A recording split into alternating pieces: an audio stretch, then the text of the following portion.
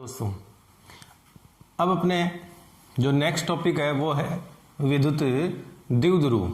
देखो, द्विध्रुव का मतलब हो गया जिसके दो हो ध्रुव, और यहां पर अपन आवेश की बात कर रहे हैं तो यहां पर द्वि का मतलब हो गया दो आवेश हो जो कि ध्रुवों पर हो।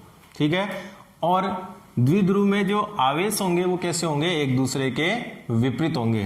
तो देखो, द्विध्रुव किसे कहा जाएगा, परिमाण में समान और विपरीत प्रकृति के आवेश युग्म को, परिमाण में समान और विपरीत प्रकृति के आवेश युग्म को अल्प दूरी पर रखा जाए तो इस निकाय को, इस व्यवस्था को क्या कहा जाता है, द्विध्रुव कहा जाता है या विद्युत द्विध्रुव कहा जाता है। तो विद्युत द्विध्रुव की परिभाषा क्या हुई, परिमाण में समान, क्योंकि इनका मान समान है, परिमाण में समान और विपरीत प्रकृति के आवेश युग्म को अल्प दूरी पर रखा जाए।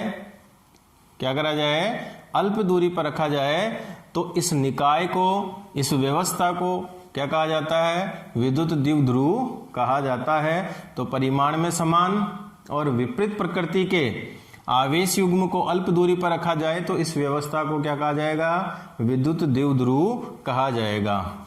अब है विद्युत द्विध्रुव आघूर्ण।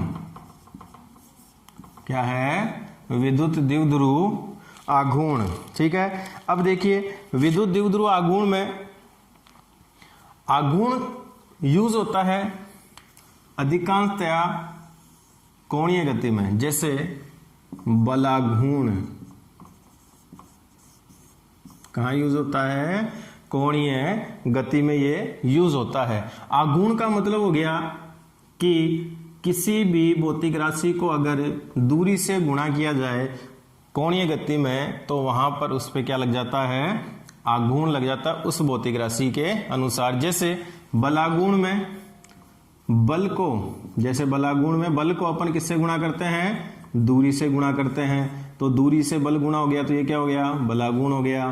ठीक है, अब देखिए विद्युत द्विध्रुव आघूर्ण की परिभाषा क्या होगी, जो अपने पास विद्युत द्विध्रुव है, जो अपने पास विद्युत द्विध्रुव है उस विद्युत द्विध्रुव के किसी एक आवेश व उसके दोनों आवेशों के जो मध्य दूरी है, उसके दोनों आवेशों के जो मध्य दूरी है उसके गुणनफल को क्या कहा जाता है, विद्युत द्विध्रुव आघूर्ण कहा जाता है। तो द्विध्रुव आघूर्ण की परिभाषा क्या हो गई, विद्युत द्विध्रुव के एक आवेश व दोनों आवेशों के मध्य दूरी के गुणनफल को विद्युत द्विध्रुव आघूर्ण कहा जाता है।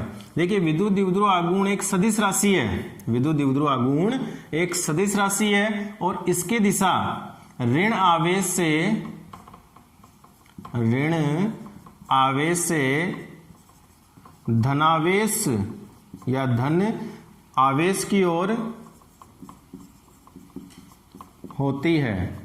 तो विद्युत द्विध्रुव आघूर्ण की दिशा किधर होती है, नेगेटिव चार्ज से पॉजिटिव चार्ज की होती है या ऋण आवेश से धन आवेश की ओर होती है। अब इसके मात्रक की बात करते हैं अपन।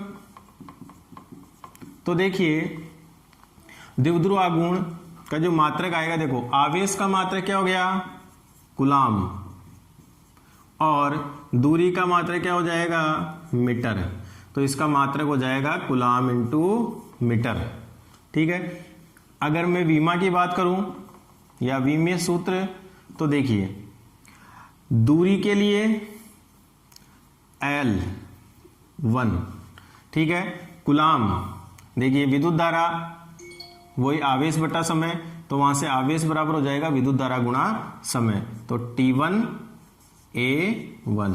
तो इसका विमीय सूत्र हो जाएगा M0 L1 T1A1, द्विध्रुव आघूर्ण का जो